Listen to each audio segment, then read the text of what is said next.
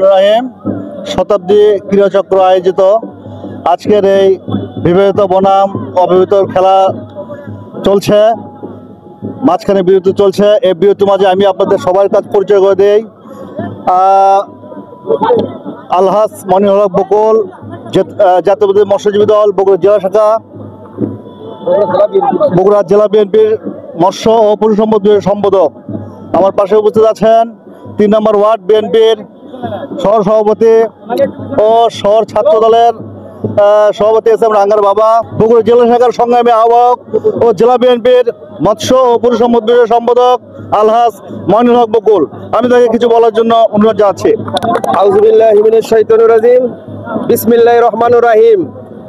শতাব্দী ক্রীড়া চক্র আয়োজিত বিবাহিত এবং অবিবাহিত পুরুষদের মধ্যে আজকে এই ফুটবল ক্রীড়া প্রতিযোগিতায় সম্মানিত সভাপতি এবং আমাদের মাঝে উপস্থিত আছেন কাটনারপাড়ার আমাদের শ্রদ্ধাভাজন ব্যক্তিত্ব জনাব মনসুর আলম, উপস্থিত আছেন ওয়ার্ড বিএনপির সম্মানিত সহসভাপতি শেখ বেলাল হোসেন এবং আমাদের মাঝে উপস্থিত আছেন শহর ছাত্র দলের সম্মানিত সহসভাপতি মেহেদি হাসান এবং আমাদের মাঝে আরো উপস্থিত আছেন ৩ নম্বর ওয়ার্ড যুব দলের সাধারণ সম্পাদক জনাব শাহিনুর ইসলাম শাহিন এবং আমার শ্রদ্ধাভাজন ছোট ভাই স্নেহভাজন ছোট ভাই কামাল মন্ডল এবং আরো উপস্থিত আছেন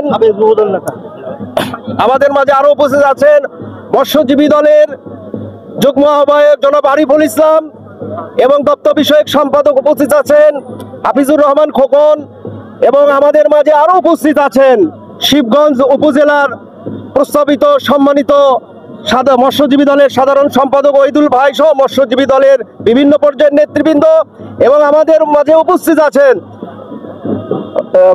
সাবেক ওয়ার্ড যুবদলের সাবেক সভাপতি সাব্বির আহমেদ সহ আমার প্রাণপ্রিয় আমার ওয়ার্ডবাসীকে জানাই আমার মৎস্যজীবী দলের পক্ষ থেকে রক্তিম অভিনন্দন এবং সালাম। আসসালামু আলাইকুম। প্রিয় সহযোদ্ধা ভাইয়েরা আমার, আপনারা জানেন বিগত ফ্যাসিস্ট সরকার বাংলাদেশ থেকে বিতাড়িত হওয়ার পরে বাংলাদেশে এইরকম উৎসব মুখর খেলাধুলা ছিল না।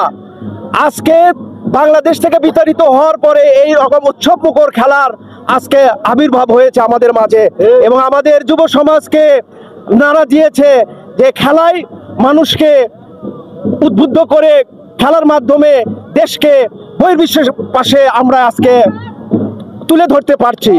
প্রিয় সহযোদ্ধা ভাইয়েরা আমার, আপনারা জানেন সর্বপ্রথম বাংলাদেশের যে ব্যক্তিত্ব যিনি কিনা বাংলাদেশের খেলাধুলা এবং যুব সমাজকে নিয়ে চিন্তা ভাবনা করেছিলেন, উনি বাংলাদেশের আধুনিক বাংলার স্থপতি শহীদ প্রেসিডেন্ট জিয়াউর রহমান।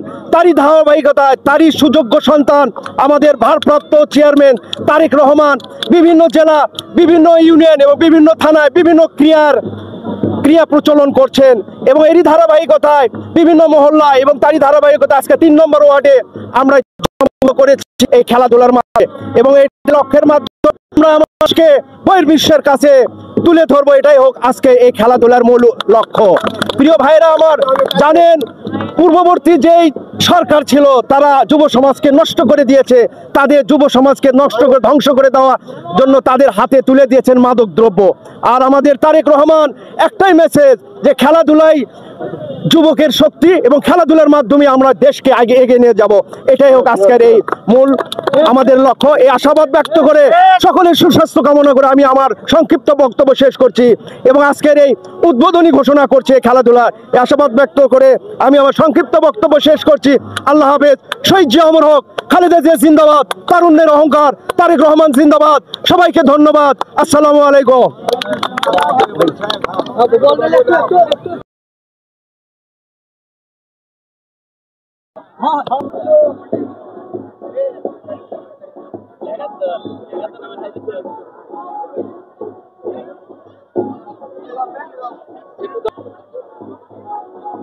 একেবারে সিদ্ধান্ত চূড়ান্ত।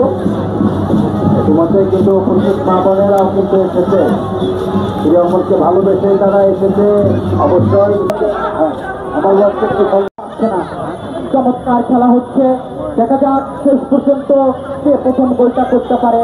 বিবাহিত দল এবং অবিবাহিত দল দুদলই খুব চমৎকার খেলা দেখাচ্ছেন, কেউ যেন হার মানতে রাজি নন। বল ছুড়ে দিয়েছেন বলছি,